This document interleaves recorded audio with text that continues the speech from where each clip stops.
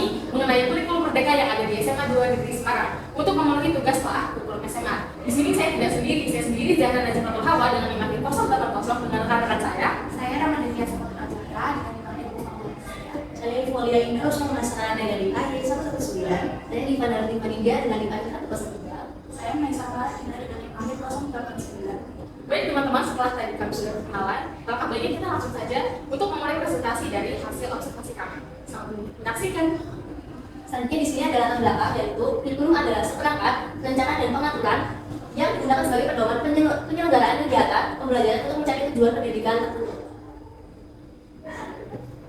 Di sini ada rumus masalah, yaitu masalah yang pertama, apa itu kurikulum, yang kedua apa fungsi dari kurikulum, yang ketiga apa saja komponen dari kurikulum, yang keempat adalah bagaimana segala kurikulum di Indonesia.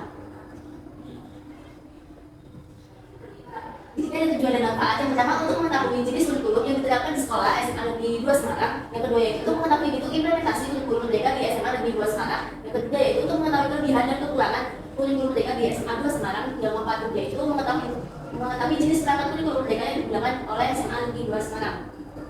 Selanjutnya ada manfaat, yaitu yang pertama bagi mahasiswa dan penulis. Manfaat bagi mahasiswa yaitu yang pertama sebagai calon guru memperoleh pengalaman baru tentang observasi dan menambah wawasan terkait dengan penerapan kurikulum di SMA Negeri 2 Semarang. Mahasiswa dapat mengetahui banyak pihak sekolah mengupayakan penerapan kurikulum merdeka yang baik dan maksimal. Yang kedua bagi guru, yaitu guru lebih mengetahui tentang bagaimana upaya penerapan kurikulum merdeka di SMA menengah kejuruan. Selanjutnya ada 3 bersama. Apa itu kurikulum? Jadi kurikulum adalah seperangkat rencana dan pengaturan mengenai tujuan, isi, dan bahan pembelajaran yang digunakan sebagai pedoman penyelenggaraan kegiatan pembelajaran untuk mencapai tujuan pendidikan. Next. Nah, selanjutnya ada fungsi kurikulum. Yang pertama sebagai proses kognitif, yang kedua sebagai proses aktualisasi diri, yang ketiga sebagai proses rekonstruksi sosial, yang keempat sebagai program akademik. Selanjutnya ada komponen dari kurikulum. Yang pertama ada komponen tujuan, yang kedua ada komponen isi atau materi, yang ketiga ada komponen media, yang keempat ada komponen strategi, yang kelima ada organisasi kurikulum, yang selanjutnya ada komponen evaluasi. Ada sejarah kurikulum di Indonesia. Kurikulum di Indonesia dimulai dari 1947 terus mengalami perubahan. Nah, perubahan itu dari yang pertama itu ada kurikulum 1947 atau bisa disebut dengan rencana kurikulum ini bisa disebut dengan rencana pembelajaran 1947. Jadi pada kurikulum ini dibentuk ada 2 komponen utama, yaitu adalah daftar nama pelajaran dan garis besar pengajaran. Selanjutnya ada kurikulum 1952 atau yang bisa disebut dengan rencana pembelajaran mulai 1952. Nah, yang paling menonjol dari kurikulum ini adalah bahwa rencana pelajaran harus memasukkan pelajaran yang berkaitan dengan kehidupan sehari-hari. Selanjutnya ada kurikulum 1964. Nah, kurikulum ini bisa diberi nama dengan rencana pendidikan 1964. Jadi, pembelajaran dipusatkan oleh yang namanya program Pancawardhana yang mencakup perkembangan moral, kecerdasan, emosional, dan artistik, kepribadian, dan fisik. Selanjutnya ada kurikulum 1968. Nah, kurikulum ini bertujuan bahwa pendidikan ditekankan pada upaya untuk membentuk manusia Pancasila sejati, kuat, dan sehat jasmani, mempertinggi kecerdasan dan keterampilan jasmani, moral, budi pekerti, dan keyakinan beragama. Selanjutnya ada kurikulum 1975. Kurikulum ini menekankan pada peningkatan efisiensi dan efektivitas pendidikan. Selanjutnya ada kurikulum 1984. Nah, kurikulum ini memposisikan siswa ditempatkan sebagai subjek pendidikan, subjek belajar. Jadi dari mengamati sesuatu, mengelompokkan, mendiskusikan, hingga melaporkan. Model ini disebut sebagai cara belajar siswa atau CBSA. Selanjutnya ada kurikulum 1994 dan suplemen kurikulum 1999. Kurikulum ini merupakan hasil upaya dari memadukan kurikulum sebelumnya, yaitu terutama pada kurikulum 1975 dan 1984. Selanjutnya ada kurikulum 2004. Kurikulum ini disebut juga dengan kurikulum berbasis kompetensi atau KBK. Ada 3 komponen yang harus ada dalam program pendidikan berbasis kompetensi. Yang pertama ada pendidikan kompetensi yang tepat. Lalu selanjutnya ada pembuatan indikator evaluasi untuk mengukur keberhasilan capaian kompetensi dan pengembangan pembelajaran. Selanjutnya ada kurikulum 2006. Nah, pemerintah pusat ini menetapkan standar kompetensi dan standar kompetensi dasar untuk kurikulum ini. Nah, kurikulum ini juga bisa disebut dengan kurikulum tingkat satuan pendidikan atau KTSP. Yang di sini itu guru diharuskan untuk membuat silabus dan penilaian yang sesuai dengan situasi sekolah dan daerahnya. Selanjutnya ada kurikulum 2013. Nah, kurikulum 2013 ini berbasis pada kompetensi yang berpusat pada peningkatan kompetensi tertentu yang dimiliki oleh siswa. Selanjutnya ada kurikulum merdeka. Nah, kurikulum merdeka ini itu kebijakan terobosan yang diluncurkan oleh Menteri Pendidikan kita, yaitu Nadiem Makarim, yang bertujuan untuk mengembalikan otoritas pengelolaan pendidikan kepala sekolah dan pemerintah daerah. Nah, kurikulum merdeka ini memiliki 4 prinsip yang diubah menjadi arahan kebijakan baru, yaitu yang pertama, USBN telah diganti oleh ujian asesmen. Hal ini untuk menilai kompetensi siswa secara tes tertulis atau dapat menggunakan penilaian lain yang sifatnya lebih konferensif seperti penugasan. Selanjutnya, UN diubah menjadi asesmen kompetensi umum dan survei karakter. Selanjutnya ada RPP. Nah, kurikulum merdeka ini memberikan keleluasaan bagi guru untuk dapat secara bebas memilih, membuat, dan menggunakan dan mengembangkan format RPP. Nah, RPP ini kini dikenal sebagai modul ajar. Nah, modul ajar ini adalah perangkat pembelajaran atau rancangan pembelajaran yang berlandaskan pada kurikulum yang diaplikasikan dengan tujuan untuk menggapai standar kompetensi yang telah ditetapkan. Selanjutnya ada peraturan penerimaan peserta didik baru atau PPDB, yaitu lewat zonasi. Nah, sistem zonasi ini telah ditetapkan pada peraturan penerimaan peserta didik baru PPDB yang sifatnya itu lebih fleksibel. Selanjutnya di sini ada metode dalam observasi, yaitu waktu dan tempat observasi itu dijalankan pada 2 hari. Yang pertama yaitu pada hari Senin 6 November yaitu pukul 8 sampai 12. Yang kedua yaitu hari Kamis 9 November pukul 8:30 sampai jam 2. Untuk tempatnya di Sendang Buo, Bandung 1 nomor 1 Rumah Perhubungan Kota Semarang, Jawa Tengah atau SMA Negeri 2 Semarang. Selanjutnya yaitu ada cara yang digunakan untuk pengumpulan data, yaitu dengan melakukan observasi, wawancara, dan penyebaran angket. Wawancara adalah cara mengumpulkan data yang dilakukan secara tatap muka dan percakapan langsung antara kami dan guru atau informan. Dalam wawancara ini menggunakan wawancara tidak terstruktur. Kemudian metode yang terakhir adalah penyebaran angket untuk guru mata pelajaran biologi guna memperkuat data yang dicapai dan memaksimalkan hasil laporan observasi ini. Baik, selanjutnya kita akan membahas mengenai hasil wawancara kita dan mengenai observasi yang akan kita lakukan di SMA 2 Semarang. Jadi SMA 2 Semarang ini sudah menerapkan kurikulum merdeka untuk level kelas 10 dan juga kelas 11 atau fase E dan fase F itu yang versi kurikulum merdekanya namanya fase E dan fase F. Kemudian namun untuk kelas 12 sendiri itu masih memakai kurikulum atau kurikulum 2013. Dan SMA 2 Semarang ini juga melalui jalur mandiri belajar untuk kelas 12 sendiri. Kemudian persiapan untuk Bapak Ibu guru dalam menyiapkan kurikulum merdeka ini mereka ini sudah dibekali oleh pelatihan kurikulum merdeka yang secara mandiri. Kemudian diimplementasikan dalam pembelajaran dan begitu terus nanti setiap akhir tahun. Jadi sudah dibekali oleh sekolah, namun masih mandiri sifatnya. Nah, kemudian bagaimana persiapan sekolah dalam menyiapkan kurikulum merdeka yang sudah saya mention itu pastinya sudah dilakukan pelatihan ya teman-teman dari ini juga sebelumnya pada tahun 2022 juga sudah mendatangkan beberapa narasumber untuk memberikan motivasi dan juga pelatihan kepada Bapak Ibu guru yang ada di SMA 2 Semarang ini. Kemudian caranya itu dengan didampingi dengan PMM ya teman-teman, atau platform Merdeka Mengajar yang disediakan oleh pemerintah. Namun itu kembali lagi itu memang pasti mandiri dan pasti menjadi PR besar untuk SMA 2 Semarang ini untuk terus mengembangkan potensi Bapak Ibu guru untuk terus mengembangkan kurikulum merdeka di sekolah. Kemudian sistem penilaian yang ada di SMA 2 Semarang ini berdasarkan tadi sudah dijelaskan saya bahwasannya sistem penilaiannya ini juga sudah berubah menjadi asesmen ya teman-teman. Nah, secara umum sekolah juga sadar bahwa pembelajaran sebenarnya itu orientasinya harus ke siswa dan untuk ke siswa dan harus maksimal, dan ketika itu PPG atau kita sebagai mahasiswa orientasinya juga harus ke siswa, dari mulai transfer knowledge atau transfer pengetahuan dan juga tetap mempertahankan budaya sekitar yang dimana SMA 2 sendiri ini memiliki slogan yaitu berbudaya. Kemudian poin plusnya atau manfaatnya sendiri itu siswa jadi lebih memiliki kemampuan untuk mengembangkan kreativitasnya dan sasarannya juga harus tepat dan semata-mata untuk siswa dalam memahami pembelajaran sehingga pembelajaran itu menghasilkan pembelajaran yang berdiferensiasi.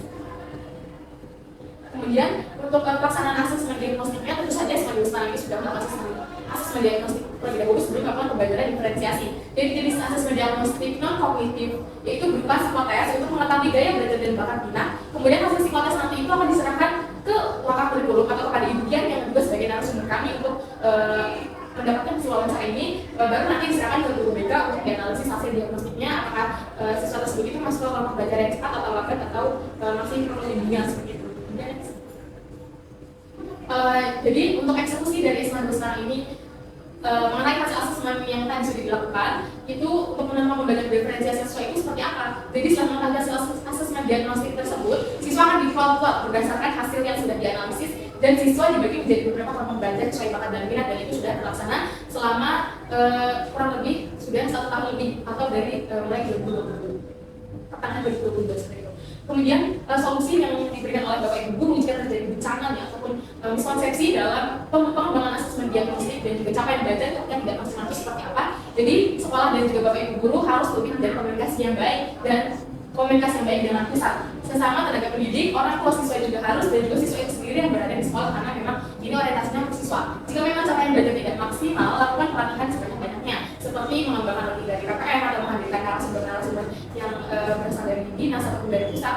Kemudian mendatangkan narasumber tersebut itu pastinya untuk mengasah pengalaman dan bagaimana caranya agar menciptakan lingkungan belajar yang membutuhkan siswa. Ini mungkin kelihatannya simpel, tapi untuk eksekusi sendiri itu dari sekarang juga mesti terus mencoba dengan penerapan yang terbaik. Oke, kemudian ada penerapan dari capaian belajar ATP atau tujuan pembelajaran dan juga penggunaan modul ajar yang ada di SMA 29 ini. Untuk CP-nya, kami berdasarkan hasil wawancara itu berasal dari pusat atau dari pemerintahan dinas Jawa Tengah. Untuk ATP-nya sendiri dari modul ajar itu membuat sendiri dari Bapak Ibu Guru dengan mendapat persetujuan dari kepala sekolah. Namun untuk modul ajarnya ini memang membuat sendiri, namun sekolah ini memodifikasi dari pusat dan disesuaikan dengan kebutuhan Bapak Ibu. Jadi memang diberi kebebasan untuk memodifikasi sendiri modul ajar. Nah, kemudian setelah tadi ada hasil wawancara, di sini kami juga ada hasil untuk penyebaran angket teman-teman. Jadi di SMA Semarang ini memang tidak hanya gue saja guru biologinya, namun ada 5 lebih.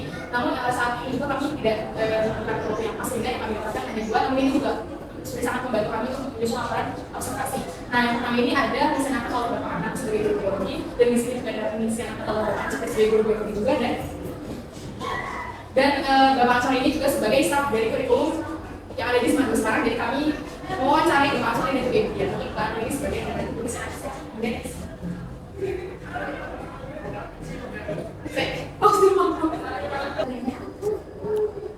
Oke, kemudian untuk hasil penyebaran angketnya di sini saya mengambil sampel yang diisi oleh Bapak Ansori atau yang juga sebagai staf kurikulum di SMA 2 Negeri Semarang tersebut ya teman-teman. Jadi di sini Pak Ansori sendiri itu setuju atau mengisi jawaban itu mostly yes, dan juga beliau juga memberikan beberapa catatan terhadap angketnya. Di sini ada beberapa catatan yaitu di bagian guru yang membantu proses belajar yang melibat kemampuan berkenalan kritis murid. Di sini ada catatan dari Pak Ansori sendiri yaitu tergantung pada respon atau feedback dari siswa. Ya, karena saya lihat juga feedback siswa sendiri juga sangat penting untuk bagaimana guru tersebut bisa menyampaikan knowledge atau transfer knowledge-nya. Kemudian di sini guru melaksanakan asesmen terhadap pengetahuan sikap dan terhadap murid. Sini ada catatan yaitu terintegrasi dalam beberapa observasi kami. Kemudian ini ada yang terakhir diberikan oleh Pak Ansori catatan yaitu melakukan penilaian dan atau refleksi terhadap kegiatan yang sudah dilaksanakan secara konsisten dan terprogram. Di sini kelas 10 masih perlu peningkatan frekuensi dan juga bimbingan karena mungkin mereka masih menganggap baru dunia SMA ini ketika mereka SMP mungkin akan sangat berbeda. Yang selanjutnya yaitu ada pembahasan untuk implementasi kurikulum merdeka di SMA sekarang sendiri sudah menerapkan kurikulum merdeka untuk kelas 10 dan 11 atau fase E dan fase F. Namun untuk kelas 12 masih menggunakan kurikulum 2013.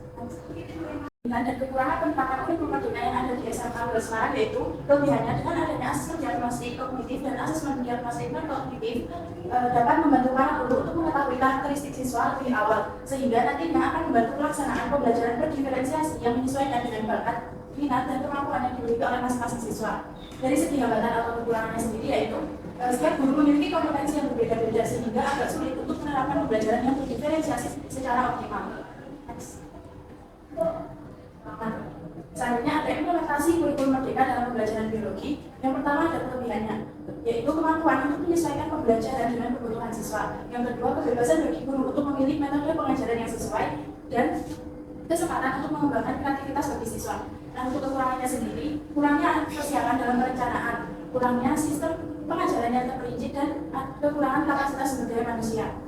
Implementasi kurikulum merdeka pada pembelajaran biologi memiliki dampak yaitu menyadarkan para guru bahwa semua kegiatan pembelajaran berorientasi pada kebutuhan belajar siswa. Next. Nah, yang selanjutnya yaitu ada implementasi modul ajar pada fase E. Modul ajar biologi fase E merupakan salah satu bentuk bahan ajar yang disusun untuk membantu siswa dalam memahami materi biologi di tingkat SMA. Bahan ajar biologi fase E dikembangkan dengan memperhatikan dasar-dasar yang harus dikuasai siswa pada fase E agar dapat belajar pada fase F. Nah, berikut adalah contoh modul ajar dari SMA 2 Semarang yang diberikan oleh Bapak Ansori selaku guru biologi di SMA 2 Semarang. Pertama, memuat informasi umum yang berisi pada modul penyusun atau taluk, kelas atau fase capaian, elemen atau topik, alokasi waktu, pertemuan, profil pelajaran Pancasila, sarana prasarana, target peserta didik, model pembelajaran, dan model pembelajaran. Yang selanjutnya adalah materi inti yang berisi pembelajaran, pertanyaan tematik, dan persiapan pembelajaran, kegiatan pembelajaran. Untuk kegiatan pembelajaran sendiri berisi pertemuan yang dimana terdapat pendahuluan yang dilakukan selama 10 menit. Lalu kegiatan inti yang berisi 70 menit berisi orientasi masalah, mengorganisasi peserta didik, membimbing penyelidikan kelompok, mengembangkan dan menyajikan hasil karya, dan menganalisis serta mengevaluasi proses pemecahan masalah. Dan kegiatan tertutup yang dilakukan selama 10 menit. Jadi, berdasarkan observasi yang telah dilakukan oleh kelompok 3 terhadap SMA Negeri 2 Semarang mengenai kurikulum sebagai berikut. Yang pertama, SMA ini sudah menerapkan kurikulum merdeka pada kelas 10 dan 11 pada fase E dan masih menerapkan kurikulum 13 pada kelas 12 atau fase F. Namun, belum diterapkan secara efektif dan optimal. Yang kedua, dampak positif dari kurikulum merdeka yang diterapkan di SMA 2 Semarang ini yaitu siswa lebih kreatif dan terampil, siswa memiliki kebebasan mengeksplor minat dan bakat, siswa dapat belajar sesuai dengan gaya belajar masing-masing siswa, dan menerapkan nilai-nilai Pancasila dalam kehidupan. Selanjutnya, yang nomor 3, guru mulai mengetahui karakter belajar siswa masing-masing. Selanjutnya, guru mulai mempelajari pelaksanaan pembelajaran berdiferensiasi agar tercapai dengan optimal. Next. Jadi, saran dari kelompok 3 kepada SMA 2 yaitu berdasarkan observasi yang telah kelompok 3 lakukan terhadap SMA Negeri 2 Semarang. Dari kelompok memberikan saran untuk tenaga pendidik mengadakan pelatihan dan persiapan yang lebih matang dalam menerapkan kurikulum merdeka di SMA 2 ini dan diselenggarakan tahun-tahun selanjutnya agar pembelajaran dengan kurikulum merdeka dapat berjalan secara optimal. Baik teman-teman dan juga Industri A5, begitulah presentasi kami mengenai hasil observasi yang sudah kami lakukan di SMA Negeri 2 Semarang yang mencakup mengenai kurikulum merdeka. Semoga presentasi kami ini bisa menambah pengetahuan dan juga pemahaman dari teman-teman semua yang menonton video ini. Terima kasih.